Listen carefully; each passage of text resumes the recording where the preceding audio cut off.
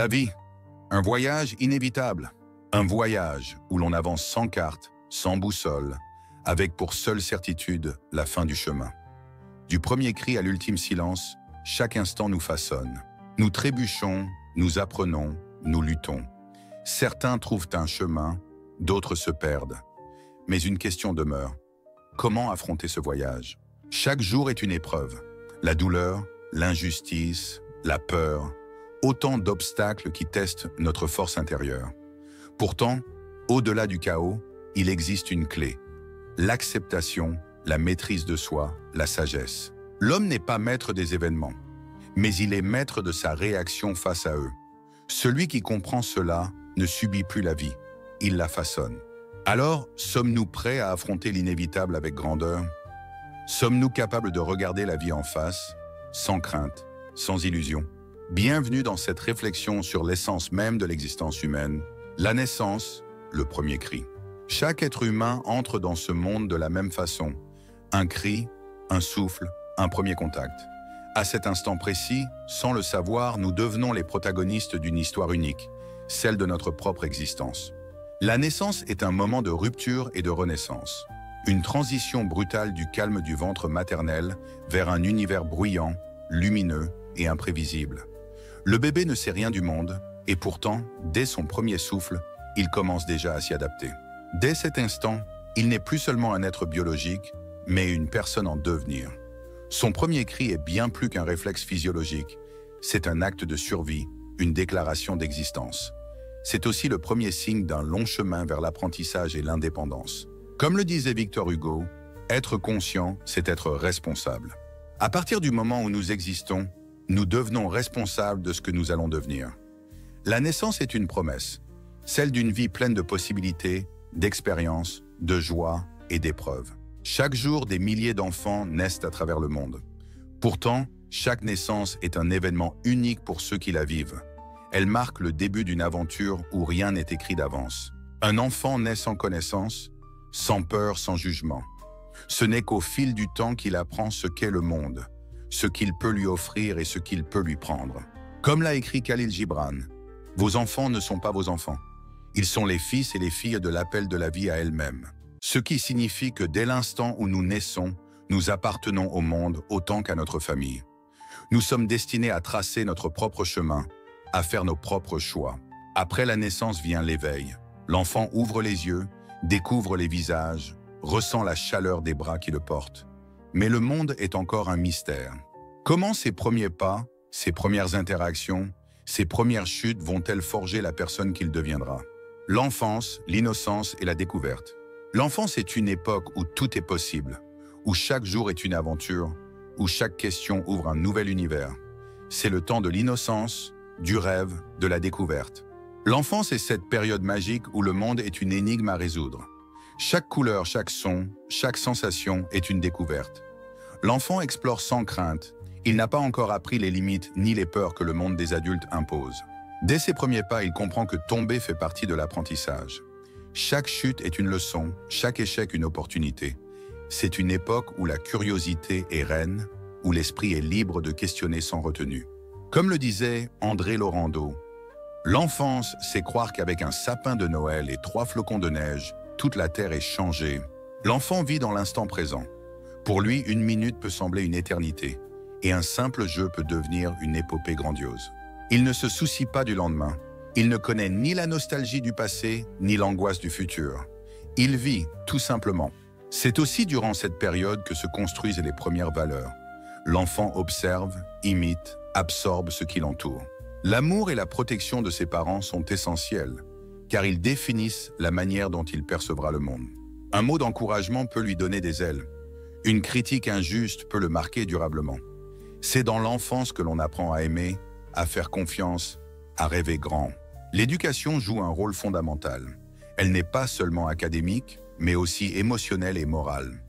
L'enfant ne se contente pas d'apprendre à lire et à écrire. Il apprend aussi à vivre avec les autres, à comprendre les règles du monde dans lequel il grandit. Mais l'enfance est aussi une période éphémère. Elle glisse doucement vers l'adolescence, puis vers l'âge adulte. Ce que nous avons vécu enfant ne nous quitte jamais vraiment. Nos premiers émerveillements, nos premières peines, nos premiers rêves restent gravés en nous. Et puis un jour, l'enfant qui courait insouciant dans les champs se met à réfléchir à son avenir. Il commence à comprendre que le monde n'est pas aussi simple qu'il le croyait. L'innocence cède la place à la conscience. L'adolescence est ce moment où l'enfant commence à se poser des questions plus profondes. Qui suis-je? Que vais-je devenir? Comment trouver ma place? L'émerveillement fait place au doute, mais aussi à la révolte et à la recherche d'identité. L'adolescence, la quête d'identité et les doutes. L'adolescence est une tempête, un feu intérieur qui consume et éclaire à la fois. C'est le temps des doutes, des révoltes, des questions existentielles. Qui suis-je? Où vais-je? Pourquoi le monde est-il ainsi fait? L'adolescence est une période de transformation, un passage tumultueux entre l'innocence de l'enfance et la responsabilité de l'âge adulte. Le corps change, la voix mue, les émotions deviennent plus intenses, plus complexes. L'ado se met à questionner tout ce qu'il prenait pour acquis. Les règles imposées par les parents, les valeurs inculquées durant l'enfance, le sens même de l'existence, tout devient sujet à débat. C'est un âge où l'on se forge une identité propre, distincte de celle de ses parents. L'ado cherche à s'émanciper, à affirmer sa différence, parfois dans l'opposition, parfois dans l'isolement. L'adolescence est un passage obligé, un moment où l'on construit le pont entre l'enfant que l'on a été et l'adulte que l'on sera. L'adolescence est souvent marquée par des tensions familiales. L'ado veut prouver qu'il est capable de penser par lui-même, d'agir selon ses propres désirs. Mais en même temps, il a encore besoin d'être guidé, rassuré, même s'il ne l'avoue pas. Les conflits avec les parents ne sont pas seulement des caprices ou des rébellions sans fondement. Ils traduisent un besoin profond de reconnaissance, une volonté d'être pris au sérieux, de ne plus être considéré comme un enfant. Parfois, cette quête de liberté pousse l'ado à prendre des risques, à tester ses limites. L'interdit attire, l'expérience tente, l'envie d'explorer est plus forte que la peur des conséquences. Les amis deviennent une famille alternative. C'est auprès d'eux que l'adolescent cherche du soutien, de la compréhension. Le regard des autres prend une importance capitale. Être accepté par son groupe devient une priorité, parfois au détriment de ses propres valeurs. Les premières amitiés fortes, les premiers chagrins, les premiers amours, tout est vécu avec intensité. Chaque émotion est un ouragan, chaque événement prend une ampleur démesurée. C'est aussi à cet âge que naissent les premières grandes angoisses liées à l'avenir. Que vais-je faire plus tard? Suis-je à la hauteur des attentes de mes parents, de la société? L'école devient un champ de bataille. Réussir ou échouer, se conformer ou se rebeller. L'adolescent oscille entre ambition et insécurité, entre désir d'indépendance et peur de l'inconnu. Certains trouvent une passion, un objectif clair. D'autres errent dans le flou, cherchant un sens à leur existence. Petit à petit, l'ado se forge une carapace, affine ses convictions, comprend que la vie ne se résume pas à des révoltes sans fin. Il commence à prendre conscience des réalités du monde, à accepter que le bonheur et la souffrance sont indissociables. Et un jour, sans même s'en rendre compte, il entre dans l'âge adulte. L'âge adulte, les rêves et les responsabilités. L'âge adulte est l'heure des choix, des responsabilités et parfois des désillusions. C'est le moment où les rêves de jeunesse se heurtent à la réalité, où l'on découvre que la liberté a un prix, que l'indépendance est une conquête de chaque instant. L'adulte, une fois libéré des bancs de l'école, se lance à la conquête du monde. Il veut prouver sa valeur, réaliser ses ambitions, gagner son indépendance financière. Mais très vite, il découvre que la société n'est pas toujours clémente, que la réussite demande des sacrifices. Les journées s'enchaînent, rythmées par le travail, les factures, les obligations. La naïveté de la jeunesse s'efface pour laisser place à la lucidité. On nous disait qu'avec des efforts, tout était possible. Mais personne ne nous avait préparés aux détours, aux imprévus, aux murs invisibles qui se dressent sur le chemin. Faut-il suivre sa passion, quitte à prendre des risques, ou opter pour la sécurité, même au prix de l'ennui? L'adulte doit faire des choix qui auront des répercussions durables. Chaque décision devient un pari sur l'avenir. Certains s'épanouissent dans leur carrière, d'autres découvrent que le travail ne suffit pas à donner un sens à l'existence. L'équilibre entre ambition personnelle et contraintes sociales devient un défi permanent. L'âge adulte est aussi le temps des grandes rencontres. Certains fondent une famille, d'autres choisissent une vie plus solitaire. L'amour prend une nouvelle dimension, moins passionné que dans l'adolescence, mais plus profond, plus ancré dans la réalité. Avoir des enfants, les voir grandir, comprendre que l'on devient à son tour un guide, c'est une étape qui bouleverse, qui pousse à reconsidérer ses priorités. L'adulte réalise que la vie n'est pas une ligne droite. Les échecs arrivent, les pertes aussi. Parfois, les rêves d'enfance s'éloignent, remplacés par des obligations plus terre à terre. C'est aussi l'âge des remises en question. Suis-je sur la bonne voie? Ai-je fait les bons choix? Ce que je voulais à 20 ans est-il encore ce que je désire aujourd'hui? Petit à petit, l'adulte apprend à accepter que tout n'est pas parfait. Il comprend que la liberté totale est une illusion, mais qu'il peut tout de même tracer son propre chemin à sa manière. Il découvre aussi que le bonheur ne réside pas seulement dans les grandes réussites, mais dans les instants simples. Un repas en famille, une discussion sincère, un coucher de soleil après une longue journée. Et tandis qu'il avance, il comprend une vérité essentielle. L'âge adulte n'est pas une fin, mais un équilibre fragile entre ambition, responsabilité et quête de sens. La maturité, la sagesse est le bilan d'une vie. Arrivé à un certain âge, on ne court plus après les mêmes rêves. On commence à faire le point. Ce que l'on a réussi, ce que l'on a raté, les chemins que l'on a pris et ceux que l'on a laissés derrière. On ne regrette pas forcément ce que l'on a fait, mais souvent ce que l'on n'a pas osé faire. Certains se demandent s'ils ont fait les bons choix. D'autres apprennent à accepter leurs erreurs, à en tirer des leçons plutôt que du remords. On prend aussi conscience que l'on ne vit pas seulement pour soi. Les générations suivantes sont là. On devient un guide, un modèle, que ce soit pour ses enfants, ses élèves ou simplement les plus jeunes qui nous entourent. On réalise que l'on porte en soi l'héritage des anciens et qu'à notre tour, nous transmettons quelque chose. Une histoire, des valeurs, une manière de voir le monde. Si l'on a couru après la réussite, l'argent ou la gloire, on comprend finalement que ce qui reste, ce sont les liens. Les amis fidèles, la famille, les instants partagés. À la fin, ce ne sont pas les années dans la vie qui comptent, mais la vie dans les années. La maturité, c'est aussi savoir apprécier l'instant présent. Ne plus toujours penser à demain, mais savourer ce qui est là, maintenant. Le corps change, l'énergie diminue, mais l'esprit, lui, peut rester jeune.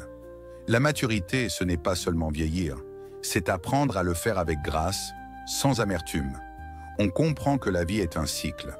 On accepte que tout a une fin, mais que cette fin n'est pas une perte. Elle est simplement la dernière étape d'un voyage. Finalement, la maturité entraîne souvent une forme de sérénité. On arrête de vouloir prouver des choses aux autres. On arrête de se battre contre soi-même. On trouve du bonheur dans la simplicité, dans l'instant. Et au bout du compte, on se rend compte d'une chose essentielle. Le véritable succès dans la vie, ce n'est pas d'avoir tout possédé, mais d'avoir su apprécier ce que l'on avait. La vieillesse est le dernier chapitre du livre de la vie. Un chapitre où tout ralentit, où les souvenirs prennent plus de place que les projets, où le regard se tourne vers l'arrière plus souvent que vers l'avant. Mais c'est aussi un moment de transmission, de réflexion et parfois de paix profonde. Quand on atteint un âge avancé, le passé devient plus vivant que jamais. Chaque objet, chaque lieu, chaque visage rappelle une époque révolue. Les souvenirs deviennent une richesse précieuse, mais aussi parfois un fardeau. Certains font revivre leurs plus beaux instants avec nostalgie.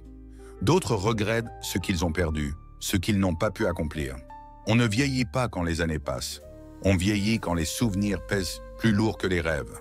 La vieillesse est aussi marquée par l'éloignement des proches. Les enfants grandissent et font leur vie. Certains amis disparaissent. Le cercle social se rétrécit et le silence devient parfois un compagnon quotidien. Mais il y a aussi ceux qui refusent cette solitude, qui trouvent du réconfort dans les échanges, dans la lecture, dans la contemplation du monde. Quand la fin approche, une question revient souvent. Qu'aurais-je laissé derrière moi? Ce n'est pas seulement une question de bien matériel, c'est aussi une question de valeur, de souvenirs, d'amour transmis. Un homme ne meurt vraiment que lorsque son nom n'est plus prononcé.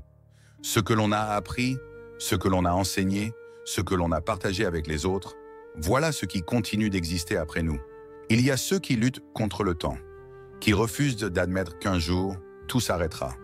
Et puis il y a ceux qui l'acceptent avec sagesse, qui voient la mort non comme une fin brutale, mais comme une dernière étape naturelle.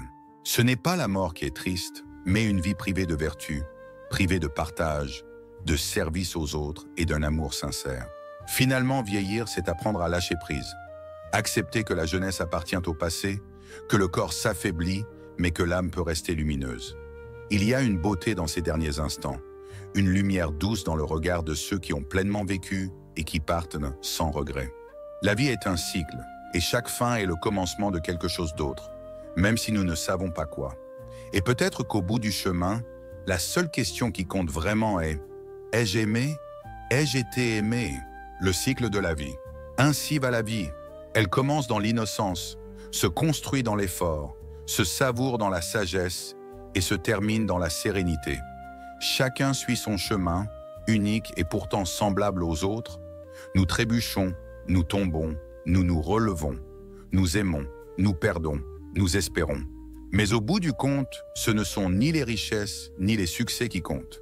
Ce qui reste, c'est l'amour que nous avons donné, les souvenirs que nous avons laissés et les âmes que nous avons touchées. Car la vie n'est pas une ligne droite, c'est un cercle. Ce qui finit aujourd'hui recommencera demain, sous une autre forme, dans un autre regard, dans un autre rire. Et si nous devons retenir une seule chose de ce voyage, c'est peut-être celle-ci. Vivre pleinement, aimer sans peur et ne jamais oublier que chaque instant est un cadeau. Message final. La vie est un voyage, non une destination. Ce que nous faisons aujourd'hui façonne le souvenir que nous laisserons demain. Ou encore, ne mesure pas ta vie en années, mais en moments vécus avec intensité, en sourires partagés, en cœur touché. Merci d'avoir partagé ce voyage avec nous. La vie est un fleuve qui coule sans retour. Bois à sa source, apprends de ses remous et avance sans crainte. Le plus beau voyage est celui que l'on vit pleinement avec sagesse et vertu. Merci d'avoir été avec nous. N'oubliez pas de liker, de vous abonner et de partager